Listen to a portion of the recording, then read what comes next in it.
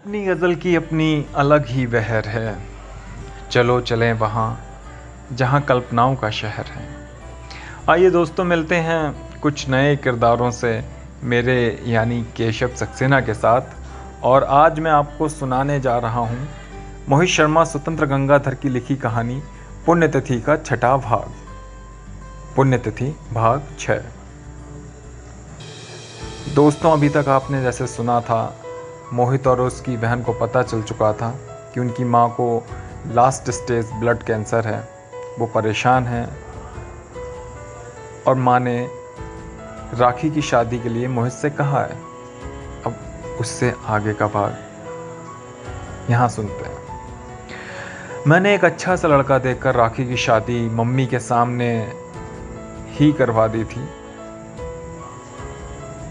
उसके मैंने मम्मी के इलाज के लिए बड़े बड़े डॉक्टर से परामर्श लिया, सबसे हाथ जोड़कर कहा कि कुछ भी हो जाए, कुछ भी करिए, बस आप मेरी मम्मी की बीमारी को ख़त्म कर दीजिए, कैंसर ठीक कर दीजिए। लेकिन सबने एक ही जवाब दिया, बेटा हम डॉक्टर ज़रूर हैं लेकिन हम भी इंसान हैं, सब कुछ हमारे हाथ में नहीं होता और हम होने को टाल नहीं सकते। और फिर एक सुबह जब मैं उठा तब हमेशा सबसे पहले उठने वाली मम्मी हमेशा के लिए सो गई थी। मैं एक योग्य व्यक्ति तो बन गया था लेकिन मुझे योग्य बनाने वाली मुझे छोड़कर जा चुकी थी। मम्मी मुझे छोड़कर चली गई थी। वो अब इस दुनिया में नहीं थी। दुनिया के लिए अब वो मर चुकी थी। और आज उनको गुजरे पूरे 3 साल हो गए। इसलिए आज मम्मी की हर याद मेरी आंखों में तैरती जा रही है। मोहित के मन की पीड़ा आंसू बनकर बही चली जा रही थी। ममता उसे बहुत धीरज बंधाने की बहुत पूरे मन से, पूरे जतन से कोशिश कर रही थी, लेकिन मोहित के मन को शांति नहीं मिल पा रही थी। जिसे देखते हुए ममता ने मोहित का मन बदलने के लिए कहीं बाहर ले जाने का मन बनाया, लेकिन मोहित उस दिन अपनी मम्मी की यादों के सैलाब में डूबा जा रहा था। उसकी मम्मी की हर एक याद उसके मनोपटल पर बिखर गई थी। उसकी आंखों से आंसू की धारा बही चली जा रही थी। मोहित और उसकी मम्मी की दर्द भरी दास्तां सुनते सुनते कब 1 बज गया पता ही नहीं चला। ममता ने मोहित को दिलासा देते हुए कहा, देखिए, सुनिए, आप इस तरह बैठकर रोइए मत। मम्मी ने आपको अपना शेर माना था, वो आपको शेर कहती थी, और आप मम्मी के शेर होने के बावजूद आज के दिन क्यों फूट फूट कर रो रहे हैं? मम्मी को, आत्मा को बहुत दुख पहुंच रहा होगा। उठो, कहीं बाहर चलते हैं और कहीं मंदिर में मम्मी के नाम से दान भी कर देंगे। मम्मी की आत्मा को सुकून पहुंचेगा। यह सुनकर भी मोहित की आंखों से आंसू बहने बंद नहीं हुए, वो तो बराबर बहे जा रहे। मोहित की ऐसी हालत देखकर ममता भी थोड़ी मायूस हो गई। उस समय ममता अपने आप को कुछ असहाय महसूस कर रही थी, क्योंकि ममता ने मोहित की छोटी बहन राखी से यह वादा किया था कि वह कभी मोहित को निराश नहीं होने देगी। परिस्थितियाँ चाहे कितनी भी विषम क्यों ना हो जाएं, मैं हर परिस्थिति में तुम्हारे भैया को खुश रखूंगी। लेकिन उस दिन ममता राखी से किया अपना वादा ठीक से नहीं निभा पा रही थी। राखी ने ममता को बताया था कि मेरे भैया जितने समझदार और काबिल इंसान हैं, उतने ही भावुक इंसान भी हैं। हर बात को दिल से सोचते हैं। इसलिए भाभी, आप भैया का हमेशा ध्यान रखना। ममता बिल्कुल निराश हो गई थी और जब वह मोहित को नहीं संभाल पाई तब उसने राखी को फ़ोन कर दिया। उस वक्त राखी अपने दफ्तर में थी। घर गृहस्थी, फिर ऑफिस, इन सब उलझन में रहकर वैसे भी एक स्त्री खुद को भूल जाती है। ऐसे में किसी की तारीख याद रख पाना एक स्त्री के लिए बहुत मुश्किल हो जाता है। और फिर राखी की एक 1.5 साल की बच्ची भी थी। ऐसे में सुबह जल्दी उठना, घर परिवार को देखना, घर की साफ़ सफाई करना, खाना बनाना, फिर अपनी बच्ची को भी समय देना, उसके बाद ऑफिस की जिम्मेदारी भी संभालना, इन सब के बीच राखी को अपनी भावनाओं को व्यक्त करने का समय ही नहीं मिल पाता था। ममता ने फ़ोन पर जब मोहित की हालत के बारे में राखी को बताया कि तुम्हारे भैया आज सुबह से बस रोए जा रहे हैं, आज ऑफिस भी नहीं गए। उन्हें आज मम्मी की बहुत याद आ रही है। मैंने समझाने की बहुत कोशिश की, लेकिन ये शांत ही नहीं हो रहे हैं। अब तुम ही अपने भैया को समझाओ राखी। अपने भैया मोहित की हालत के बारे में सुनकर राखी भी बिल्कुल स्तब्ध रह गई और रोने लगी। उसकी आंखों में भी कुछ कुछ नमी सी आ गई थी, लेकिन ऑफिस में होने की वजह से उसने अपने आंसुओं को बाहर आने का आदेश नहीं दिया, लेकिन उसकी आवाज़ में उसकी पीड़ा झलक रही थी। राखी ने पहले तो अफसोस जताते हुए कहा कि हे भगवान, आज का दिन मैं कैसे भूल गई। आज मैं जो कुछ भी हूँ, जैसी भी हूँ, अपनी मम्मी की वजह से हूँ। मेरी मम्मी ने कभी मुझे निराश नहीं होने दिया, हमेशा मुझे मोटिवेट किया, हमेशा हौसला बढ़ाया, और आज उन्हीं को भूल गई।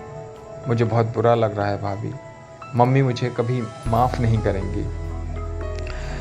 राखी की बात सुनकर ममता ने राखी से कहा, कोई बात नहीं, मम्मी जी बहुत पुण्य आत्मा थी और एक स्त्री भी थी, इसलिए वो जहाँ भी होंगे तुम्हें समझती होंगी। राखी, तुम्हें अफसोस करने की कोई ज़रूरत नहीं है। तब राखी ने बताया, भाभी आज भैया किसी की नहीं सुनेंगे, क्योंकि भैया ने मम्मी का संघर्ष अपनी आंखों से देखा है। बहुत सी यादें भैया के सीने में दफन हैं, किसी से कुछ भी नहीं कह पाते हैं, हमेशा अपनी हंसी में अपने आंसुओं को छिपा लेते हैं। और जब से मम्मी हमें छोड़ कर गई हैं, तब से हर साल भैया की मम्मी को आज के दिन सब कुछ याद रहता है। उनकी यादों को याद करके पूरा पूरा दिन बिता देते हैं। वो तो आज आपसे पता नहीं कैसे कि आपके सामने अपना सारा दर्द खोल दिया। थैंक यू भाभी। आप मेरे भैया की जीवन साथी के साथ साथ एक अच्छी और सच्ची दोस्त बन गई हो। तब राखी ने ममता के अपनी यादों की गठरी खोलकर अपनी मम्मी की यादों को साझा किया। ममता ने मोहित के पास बैठकर अपने मोबाइल फ़ोन का स्पीकर खोल दिया, जिससे राखी की कही बातों को मोहित भी सुन सके। राखी ने ममता को बताया, आपको पता है भाभी, जब मम्मी कैंसर की बीमारी के कारण बेड रेस्ट पर थी, तब मम्मी ने भैया से कहकर मेरी शादी तय करवा दी थी, और तब मम्मी ने मुझको रसोई संभालना सिखाया था। मम्मी ने अपने जीवन को इतने संघर्षों में बिताने के बावजूद भी कभी मुझको रसोई संभालने नहीं दी। 8वीं तक तो बहुत छोटी थी, इसलिए मम्मी ने कहा, राखी बेटा, तुम थोड़ी सी बड़ी हो जाओ, तब तुम्हें मैं अपना सब कुछ सिखा दूंगी। अभी अपनी पढ़ाई पर ज़्यादा से ज़्यादा ध्यान दो, क्योंकि अभी तुम बहुत छोटी भी हो और मैं भी घर पर नहीं रहती हूँ, इसलिए मेरी गैर मौजूदगी में कभी कोई अनहोनी हो गई तो मैं खुद को कभी माफ़ नहीं कर पाऊँगी। इसलिए जब तुम बड़ी हो जाओगी तब मैं तुमको सब कुछ सिखा दूंगी, क्योंकि जैसे जैसे मैं और मोहित भैया बड़े हो रहे थे और हम पढ़ाई में भी आगे बढ़ रहे थे, जिसके साथ साथ पढ़ाई पर होने वाला खर्च भी बढ़ रहा था, इसलिए मम्मी सुबह शाम लोगों के घरों में बर्तन मांजने जाया करती थी।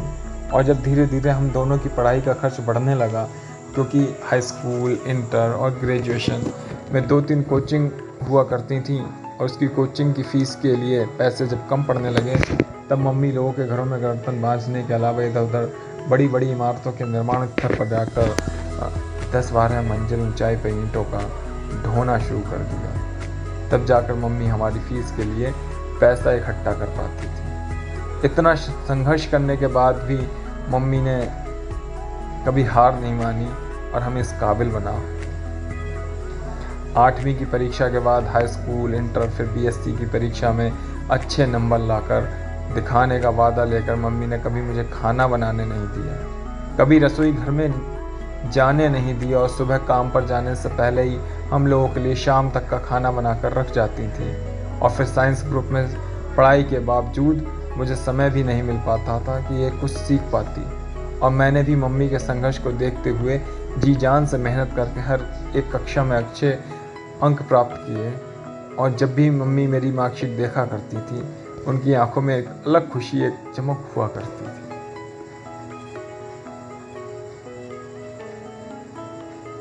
वो अपनी मेहनत का नतीजा हमारी मार्कशीट में देखती थी।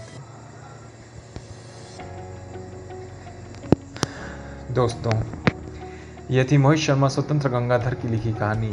मित्रों, जल्दी लौटूंगा इस कहानी के 7वें भाग को लेकर कुछ और नए किरदारों की नई उलझन के साथ मैं केशव अभी आपसे विदा लेता हूँ। दोस्तों, अगर आप मिलना चाहते हैं ऐसे कई नए किरदारों से जो कहीं ना कहीं जुड़े होते हैं हम सबकी असल ज़िंदगी से, मेरे यानी केशव के साथ, तो अभी सब्सक्राइब करें हमारा यूट्यूब चैनल कहानियों का शहर, एक मुलाकात कुछ जाने पहचाने किरदारों से। तब तक के लिए खुश रहिए, मस्त रहिए, कोरोना के इस काल में घर पर रहिए, अपना और अपनों का विशेष ध्यान रखिए। बहुत बहुत धन्यवाद। और एक बात का और ध्यान दीजिए, अगर इस कहानी के आप सभी भागों को सुनना चाहते हैं तो हमारे चैनल की प्लेलिस्ट में जाकर आप वो सभी भाग सुन सकते हैं। तब तक के लिए नमस्कार।